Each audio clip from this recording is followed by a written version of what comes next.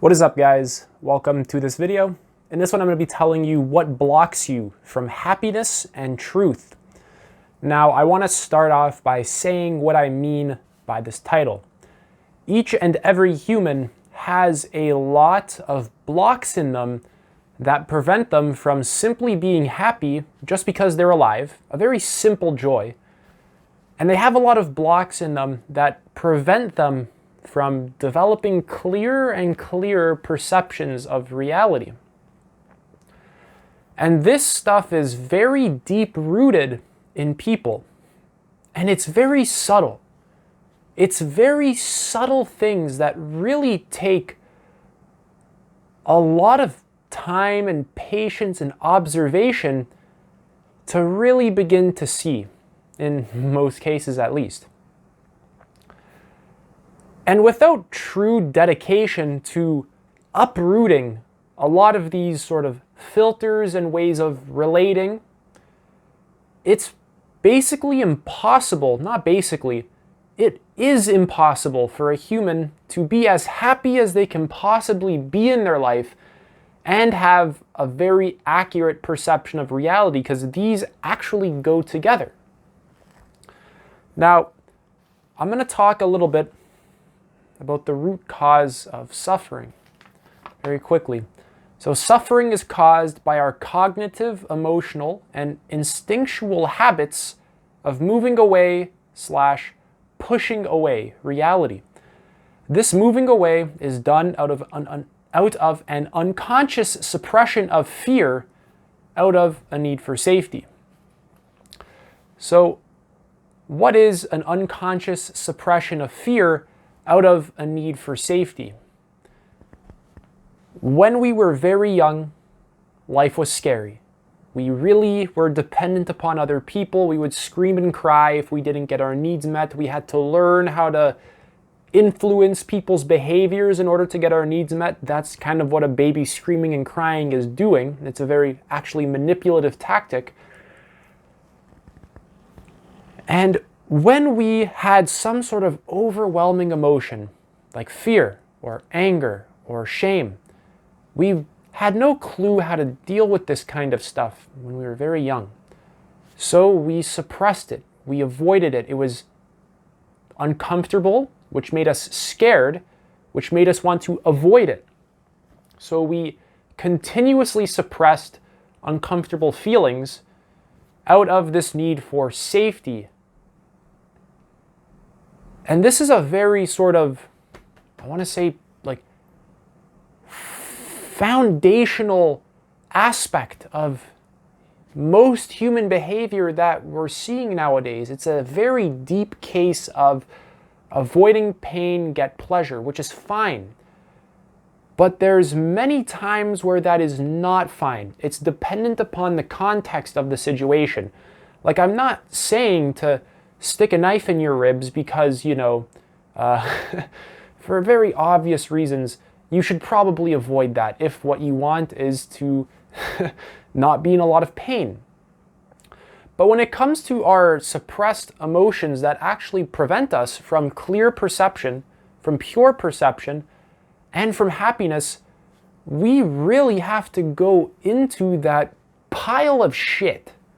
And there's just simply no way around it. There's no way that you're going to remove a lot of these layers of delusion and repression and avoidance without having a deep intention to investigate them. It simply won't happen. It's just, this is a very deep-rooted thing that people have to become aware of if they desire to enjoy their life to its fullest potential. And this is no easy task. The amount of fear and avoidance that happens underneath the surface is, first of all, a lot.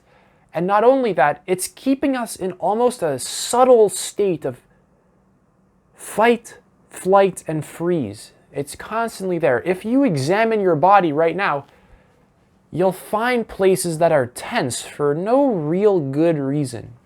And around that tension, there was a subtle sense of maybe anxiety, fear, some worry, There was a clinging and a holding happening out of fear, really. At the root of it, that clinging and holding is a grasping on to what is known and what is safe out of really fear. Now, when we were young, my God, did a lot of stuff happen to us that deeply screwed us over. It helped us to survive up until a certain point. So in the context of our self-preservation and our survival, we had to adopt the beliefs of our family. We had to fit into various social structures, social groups, organizations, whatever it is, whether it's church, science, whatever, some new age spirituality stuff, the particular political affiliation that your family's in, whatever. You had to adapt and fit in like a puzzle piece, literally like a puzzle piece. You had to shape your mind, shape your body, shape your entire self, shape your instincts so that you can fit in to that group. This is basically being a total conformist, which absolutely everyone does, and those conformist instincts don't go anywhere unless you really become conscious of them and rewire them, because they're so useful for keeping you alive and keeping you, accepted by other people. So we had to find acceptance in order to survive, because as a very young kid, we realize we actually can't survive on our own, that we actually need help from other people to get us our food, our even electricity, that we are very much dependent upon the entirety or the whole of the species rather than just our individual selves. Now, a lot of this fitting in and survival related stuff, my God, did it ever cause a lot of fear.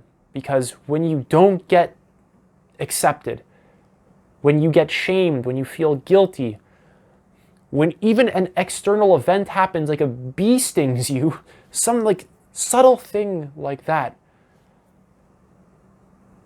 it depends upon your perception and how seriously you're taking the situation, really. But there's so many aspects of your childhood where you just got really scared, like an instinctual moving away from fear and danger, which is good because it helps you to survive. But a lot of that just gets buried. A lot of it gets suppressed because we don't know how to handle it as a kid. And then it doesn't go anywhere. It goes absolutely nowhere. It stays there.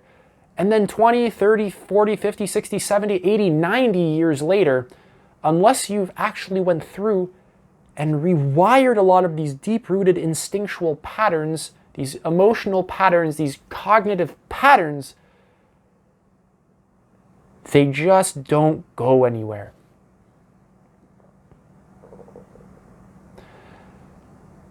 Now, there's 5 main things I'm really talking about right now, at least, which is survival, childhood, fear, suppression of self, and avoidance. By surviving, we have really began to, not by surviving, but by needing to fit in to particular social groups in order to survive. By doing that, we have suppressed a lot of what is actually true for us. Like, we have really covered up a lot of aspects of ourselves in order to fit in. And we even delude ourselves through our belief systems to continuously reinforce this particular shape that we've made, this particular self that we've created in order to survive. So we suppress our natural instincts. We even demonize these natural instincts in many cases. I'm not going to list them right now. I'll give you, whatever, I'll move on. But we suppress our self and the multiple layers of ourself in so many ways and to very large degrees. Like we suppress our instincts, our emotions, our thoughts, just for example. And then we just avoid this whole thing. We avoid looking at this whole thing. We pretend that it never happened. We pretend that this is just what life is, that this is just what is true. And the reason I'm not happy is because these people are like that and they have to change to serve me, really. That's really what happens when you're getting very angry at a group of people. Because anger, in a lot of cases, especially in relationship to other people, can very often be manipulative. You're trying to change them to serve you. You're trying to intimidate other people so they do what you want them to do, for your own gain. Now, we completely avoid even the fact that we're avoiding this. Like, this avoidance mechanism goes really goddamn deep. And this avoidance mechanism is the cause of your suffering. It's just this avoidance of reality. It's this constant sensing of danger and then avoiding it that is causing suffering. And in many cases, when you grow up, for example, I'm 22, turning 23, there's a lot of times where I can see the avoidance happening, like an uncomfortable emotion, and there's a wanting to avoid out of a deeper layer of a sense of danger, like uncomfortable, this is a threat, and this is dangerous. And it's a very subtle interpretation of the situation at a very deep instinctual level. And the more I rewire that, the more I become conscious of it, the more open I am, the more creative I am, the more selfless I am, the more loving I am, the more I'm able to let go of my personal agenda to just actually embrace what is real right here in this moment. And overall, the better I feel and the more truthful my perception of reality gets, the better I am at even just relating to people and to really all of life. And this video is nothing more than an introduction to this topic. This video is only an introduction. This stuff requires a lot of exploration on your part. This requires study. This requires awareness. This requires inquiry. This requires quite a bit. And probably the majority of people, maybe a 1% of people, maybe less, doesn't require as much. But for most people, they just have so much crap, pure crap. And they don't even like looking at it, which is like, it's like you double down on your own garbage. It's a very strange thing that we have going on here.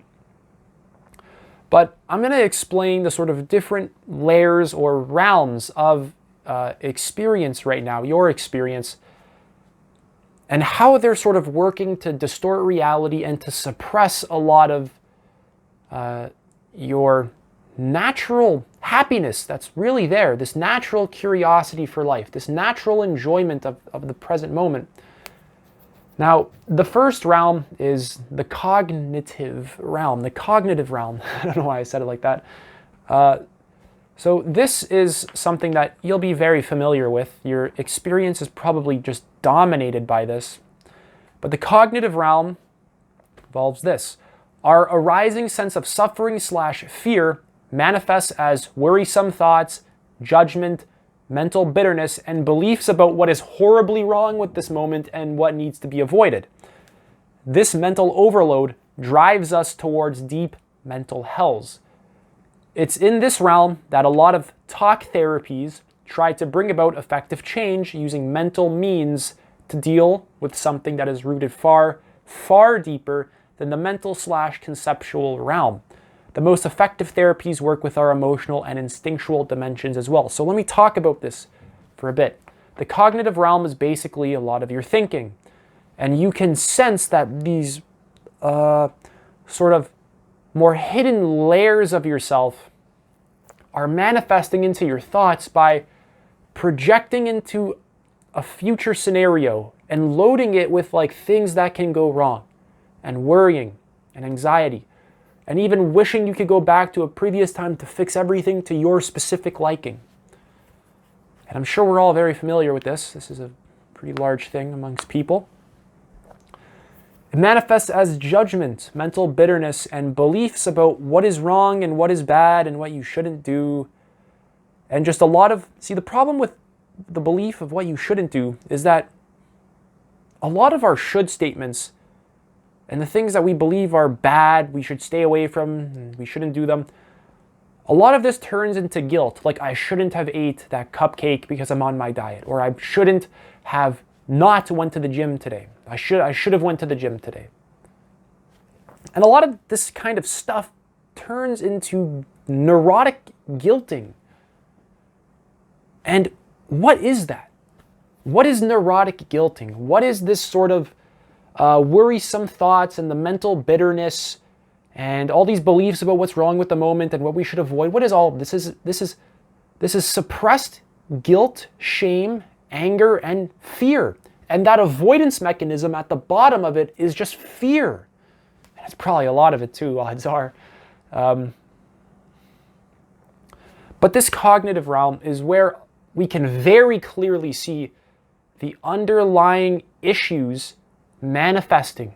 We can get a clear view of how screwed up we actually are as human beings. And my God, is there ever a lot of stuff about yourself that you probably don't want to look at because you've held it underneath the surface for years and years and years. You've created a deep shadow out of it. And what's worse is that not only does this make you deeply bitter and overall unhappy, but you start projecting those qualities onto the people around you, the people you love, society. You start projecting all of this stuff outwards. And it starts to trigger you in the external world. Now moving on, I'm going to talk about the emotional realm. So what is this? In this realm, our sense of suffering shows up as a charged feeling, typically in the form of fear and or anger, and is amplified by the ways in which we think about what is happening. We can call this emotional overload. Often accompanying this feeling, at least initially, is a longing for safety, comfort, and protection. Emotion-centered therapies focus on this layer, at best opening the way to the roots of the foundational history of our core sense of danger and our core need for safety, and at worst, just allowing emotional venting and discharge to obscure the roots, mistaking pruning the bush for actually uprooting it and getting rid of it. So let's talk about this. Really, all these three realms I'm going to be talking about, so the first is cognitive, now this is emotional, and the third one is going to be instinctual, which we'll talk about soon. But what are all these realms? What are they really doing? They're interpreting reality so that we can survive. That's like their dominant job. They have to keep us alive. And a lot of what goes on in these realms they don't care about happiness, they don't care about truth, but they care dominantly about self-preservation and survival. So this realm involves emotion, like fear, anger, happiness, joy, jealousy. It's that pure feeling in the body, which is a sort of way of processing some aspect of existence. And when we mix our sort of diluted, not so much diluted, I'm not going to call it diluted, but when we mix a lot of our suppressed emotions, it's a more unhealthy pattern with a lot of our diluted ways of thinking. A lot of just emotional overload is the byproduct of this, which can easily sort of scare people into wanting to move away from it and distract themselves from it and just further suppress it, tense their bodies, etc. They want to further get rid of it. And really, this avoidance of feeling comes from a very sort of childhood desire for safety, which is one of our core needs as human beings. Safety, protection, comfort. You don't really care about anything if someone has a gun to your head. The only thing you care about is safety in that moment. You want to get the hell out of there. So safety is a very core thing to humans. We absolutely love to be safe, which is a fantastic thing. I don't want a gun to my head or a knife in my throat or something like that. I would much rather live peacefully. Now, a lot of this sort of emotional realm can easily mistake sort of releasing an emotion with actually going to the deeper layer which is the instinctual realm, and actually uprooting it. So the emotional realm deals a lot with fear, anger, all the stuff you're familiar with, envy, jealousy, the classic emotions. And really, the most effective way to really become aware of a lot of these blocks in yourself is not to pick your favorite realm, but to actually give equal importance to all these realms and investigate them very deeply, because these realms work in a very interconnected way, which I'll explain soon. Moving on to the instinctual realm. Here we register danger at a purely physiological and reflexive level. So it's a deep impulse to jump away and avoid. And it's very sort of knee-jerk like. It gets a knee-jerk reaction out of you. It's not just like a strong feeling of fear, but it's that immediate impulse to avoid that arises and to run away, that deep sense of fight, flight, and freeze. So moving on, becoming aware of this means dropping down to the oldest part of our mind where our sense of danger initially registers and illuminating the fight, flight, and freeze dynamics at play in this realm. We begin to recall and be aware of when such a sense of danger first appeared in our life. Therapies at this layer focus deeply with the body, pure feeling, and just pure physical sensation. At best, they connect instinctual experiencing with our personal history and feeling, thinking, and contextual capacities. And at the worst, they bypass such connection making, over-focusing on symptomatic release. So that instinctual drive to jump and avoid, which you always sort of really feel, probably, maybe, I don't know, but you probably are familiar with it when you feel something uncomfortable happening in you and you want to avoid it and you want to jump away. And you have certain things that you associate with feeling good and safe that you usually go to, whether it's like eating ice cream. You're very sad and you don't want to feel sad, so you want to eat ice cream and feel good and make it go away.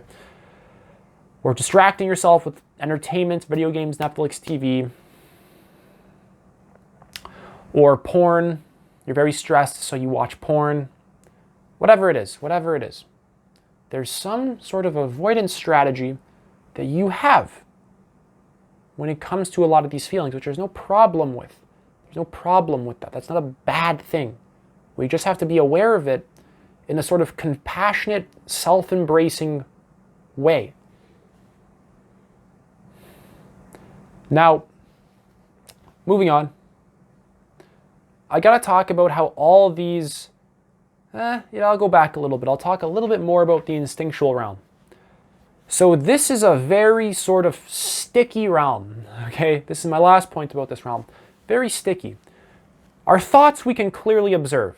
It's not for the most part, like we can see them, we're very familiar with them. Same thing with our feelings. We're very sort of, even when there's a strong charged feeling in us that's, can be overwhelming, we're very familiar with it. There's like a polarizing feeling in us. But the instinctual level is really just that immediate impulse to like get the hell out of there and fight or flight and freeze. And I have some examples of that coming up soon. But this is the part that we know is in us. If we get really scared, we'll jump and run or fight or just freeze and crap our pants. But it's the hardest one to really view in real time because when it happens, it's so quick, it's so fast that we just have no clue what to do. But this plays out in subtle ways, like avoiding an emotion, feeling that initial drive to run away from a situation. That subtle layer of avoidance that can also manifest as a not so subtle layer of avoidance. But let's say you're doing some emotion work and a tough emotion arises. Good, making some progress. There might be that initial sense to run. And that's what I'm talking about. Not the thoughts, it's not the feeling, but it's that initial sense to get out of there. That's like the root, that's the core sense of danger, avoidance, let's run, let's fight, etc. So I hope you can get that now. Now I got to talk about communication between these levels, and the communication between these levels can be very poor or very good. Odds are, if you haven't worked on it, it's probably very poor, because this isn't something that you're just born with. I have mastered the communication between these levels just by existing as a human. Odds are it's quite the opposite. It's that these sort of communication channels between these are loaded with a lot of dysfunction, and not only dysfunction, not only miscommunication, but even filters. There's a lot of just filtering that happens, like your beliefs about the emotion, your beliefs about that instinctual impulse to run away. These all act as filters. We just need really pure observation, pure compassionate awareness, which I'll talk about soon. I keep jumping the gun a little bit. So communication between levels. We have thoughts, emotion, and then instinct. Or, if you want to look at it from a more scientific perspective, the neocortex for thoughts, the emotions, or the limbic system for emotions, and then the sort of brainstem for instinct. It's that like reptilian sort of section of the brain that always gets talked about in a lot of videos, but not this one. I'm not going to go into too much depth with that. So in a more relatable sense, this can manifest as in the form of thoughts, worrisome thoughts. It moves on to emotion, anxiety, and then that instinct is that deep sense of pure panic. That instinctual charge to just jump up and freak out. Another example is indignant thoughts, which just means, bitter thoughts. You're somewhat angry. There's like a bitterness, a judgmentalness to your thinking, which can then manifest as the emotion of anger, or in this specific case, I'll use heated anger. I think we're all very familiar with heated anger. And then on the instinct level, that can manifest as flat out aggression, fighting, punching, pulling hair, whatever. The next one is back to thoughts of self-doubt. And then you have that emotion, that sorrow, and then you sort of contract into it. You sort of, that sense of sorrow. It's that classic sort of sadness expression where like your head goes down, your shoulders go in, and you're like that. It all just kind of contracts in. You know that? And that leads to a flattened sense of being. That's the sort of instinct level, the flattened sense of being. Now, really the blocks, you can begin to get a bit of a picture. But all these realms of your experience have to deeply be rewired so that you can embrace the present moment.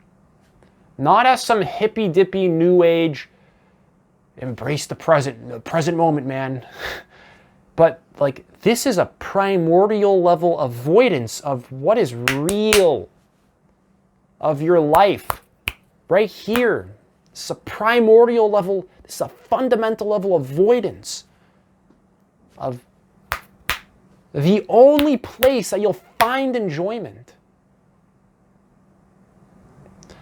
Which, I don't know, if you really want to live your life in the most truthful, accurate, and happy way possible, this should really scream out important, But if that's not the case, that's perfectly fine too. You get to choose what you want to do. You get to create what you want. So I got to talk about compassionate awareness, because we have to view all these not as evil and bad and whatever. That's usually more nonsense beliefs. That's usually just a byproduct of a lot of that older conditioning, that sort of more primitive conditioning. We have to view it from the lens of compassionate awareness. Now, I have the definition of compassionate awareness right here. It's a sympathetic consciousness of yourself and others' distress, together with a desire to understand and alleviate it. Okay, now I have the definition of sympathetic, because that was the first word I really use in the definition. It's a sympathetic consciousness of others and your own distress, together with a desire to understand and alleviate it, compassionate awareness. Moving on to sympathetic, unity or harmony in action or effect. And I'll use that in a sentence. Every part is in complete sympathy with the scheme as a whole. So these parts of yourself, you have layers of yourself, like the cognitive, emotional, instinctual. But then even within these categories, there's sort of other parts. You have one part of your mind that really wants to eat healthy, another part that wants to eat junk food, another part that wants to stay home and do nothing, another part that wants to just go out and hang out with friends. And you can see there's a clash between a lot of different parts in you, because your mind, your emotion, your instinct, it's not just like this one blob, this one thing, this like one brick, but it's a lot of conflicting parts that really, if we want to maximize our well-being, they have to work in harmony as a whole, really. We can't always have them fighting. We need to actually examine them and be compassionate towards them, towards each individual aspect of, what makes up ourself. So compassionate awareness, this is basically just a witnessing. This is a witnessing with compassion towards each and every part of ourself. And really, you have to have the desire to rewire these aspects. You can be aware of them, and then you can realize that a lot of this is stuff that you're doing. It's not like you're a victim to this. It's actually something that you're ongoingly really creating, but you're not really conscious of it. And you need the intention to become deeply familiar with your own conditioning and to, I don't want to say fix it, I don't really want to say heal it either, even though those are both good terms, but you want to, in a sense, rewire it so that you can create a more optimal experience for yourself, one with less resistance, one with more joy for life, one with more creativity, one with more wonder. A lot of the things that people really want out of life. Now, moving on, I do have to say one thing.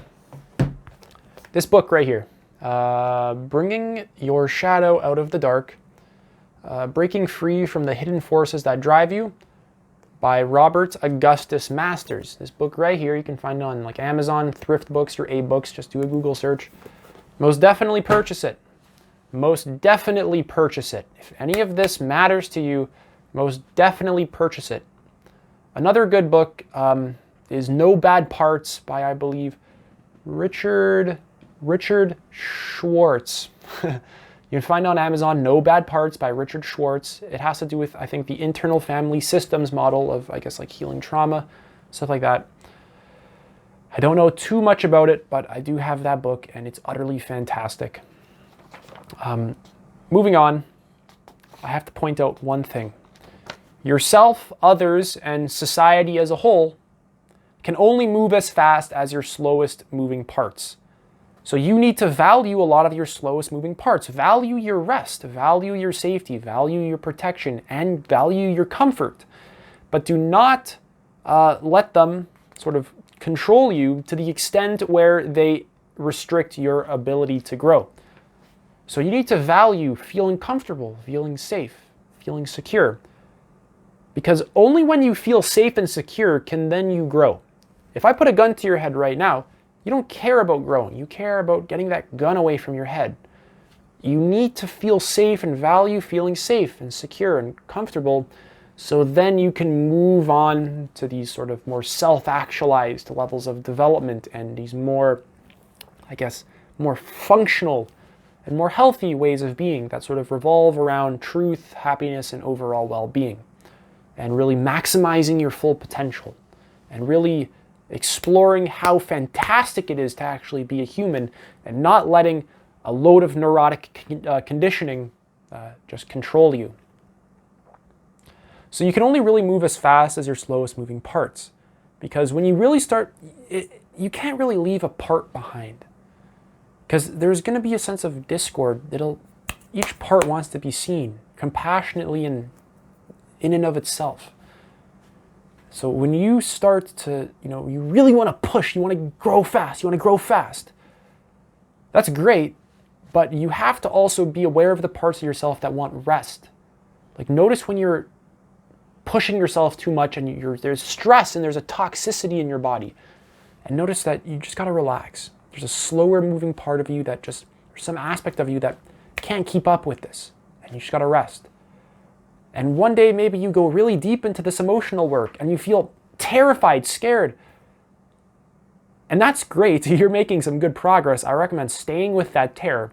But at one point, don't be surprised if maybe you get so scared that you impulsively jump away from it. And that's okay. Just do as much as you can. And when it's too much, you have to admit that it's too much and that you need safety, security, rest, and comfort. So you have to sort of balance this sort of dichotomy, this duality, this ongoing interplay between safety and growth. And you have to value both to an equal extent, really. Not that growth is good and, screw fear and safety. Because there's always a part of you that's going to want safety. And that part actually needs attention. But that's it for this video. Thank you guys so much for watching. Any questions at all, leave them in the comment section below. Other than that, please like and subscribe. It helps my channel to grow. But that rhymed. But other than that, thank you so much for watching.